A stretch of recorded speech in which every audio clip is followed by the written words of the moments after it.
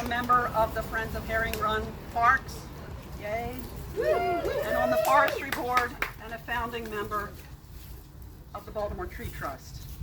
I stand before you in appreciation of the oaks, northern red oaks, and the hybrid elms that are slated for removal. Northern red oaks in general, are a keystone species. Oaks provide the most benefits of any of our trees to the widest variety of wildlife. These trees can't be replaced by young saplings. Even if it's 20 young saplings for a 20-inch tree, will not provide the benefits that these trees provide now, and that these trees can provide for 20 more years if they are allowed to live. In 2007, when we had Mayor Martin O'Malley, he signed off on a UTC goal for Baltimore City, an urban tree canopy goal, that said we need to plant more trees to reach a 40% tree canopy goal by 2037. And that simply means that we need 40% tree cover to cover the land mass that is Baltimore City, based on our population size and based on the size of that land mass. This was also adopted into Baltimore's sustainability plan, and it fueled the work of many volunteers and many nonprofits to plant more trees. So you have one agency, or the top, the mayor at the time, saying we need more trees. Trees are of value to us. And then you have other agencies where that does not seem to be of value.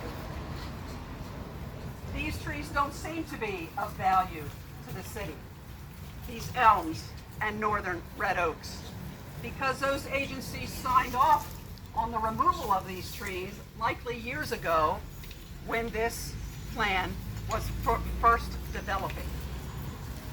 So you got some agencies like Forestry Division of Baltimore City Rec and Parks planting trees, and then you have others removing trees or agreeing to the removal of mature trees that provide the most benefits to all of us. In a 2000 article in the Johns Hopkins magazine, a woman named Barbara Kivett wrote about the campus plan for Hopkins at that time, a new plan.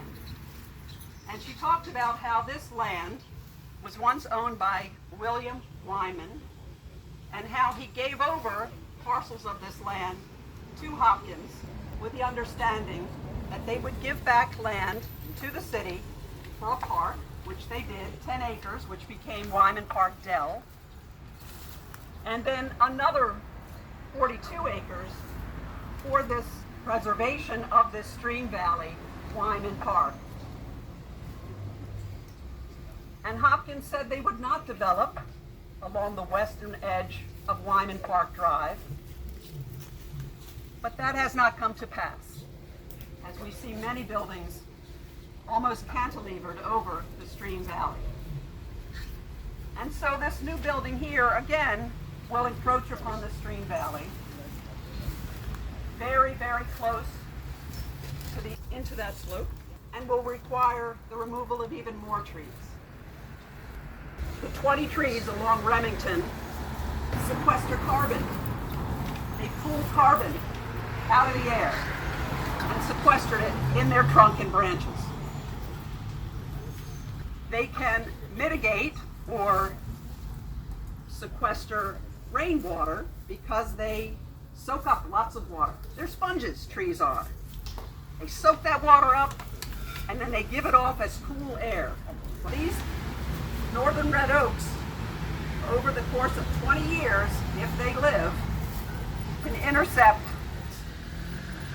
2,200 bathtubfuls of water due to the benefits that they provide. Besides the beauty of these beautiful oaks on that slope, trees also take air pollution out of the air.